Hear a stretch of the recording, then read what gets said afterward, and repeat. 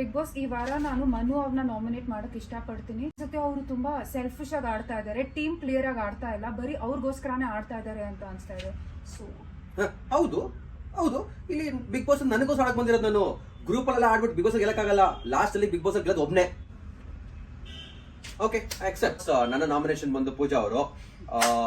Reason ಕೇಳ್ರಿ ಪೂಜಾ ಅವರೇ, ಇದಕ್ಕೆ ಅವ್ರು ನಾಮಿನೇಟ್ ಮಾಡ್ತಾರೆ. ಬಿಕಾಸ್ ನನ್ನ ನೆಕ್ಸ್ಟ್ ನಾಮಿನೇಷನ್ ಬಂದು ಪ್ರಿಯಾ ಅವರು ಈ ಮನೆಗೆ ಏನು ಕಾಂಟ್ರಿಬ್ಯೂಷನ್ ಮಾಡಿಲ್ಲ, ಹಂಗೆ 4 ವಾರ ಹೋಗ್ಬಿಡೋಣ ಅಂತ ಪ್ಲಾನ್ ಮಾಡಿದ್ರೆ ಅದಕ್ಕೆ ನಾಮಿನೇಷನ್ ಬಂದು ಪ್ರಿಯಾ.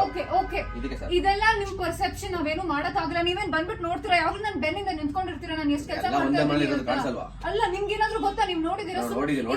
Just your perception. ನಾನು ಇಲ್ಲಿ ಮಾತಾಡ್ಕೊಂಡು ಟೈಮ್ ವೇಸ್ಟ್ ಮಾಡೋಕ್ಕಾಗಲ್ಲ. ವ್ಯೂವರ್ಸ್ ಎಲ್ಲ ನನ್ನ ನೋಡ್ತಾ ಇದಾರೆ, ನಾನು ಈ ಮನೆಗೋಸ್ಕರ ಎಷ್ಟು ಮಾಡ್ತಾ ಇದೀನಿ ಅಂತಾನು ನೋಡ್ತಾ ಇದಾರೆ. ಬಿಡಿ. ಬಿಗ್ ಬಾಸ್ ನನ್ನ ನಾಮಿನೇಷನ್ ಈ ವಾರಕ್ಕೆ ಗುರೂಜಿ ಆಗಿದ್ದಾರೆ. ಏನು ಅನ್ಕೋಬೇಡಿ, ತಪ್ಪು ತಿಳ್ಕೊಬೇಡಿ Guruji. Actually Bigg Boss Guruji ಅಡ್ಗೆ ಮಾಡಿದಾಗ ಒಂಚೂರು ಈರುಳ್ಳಿ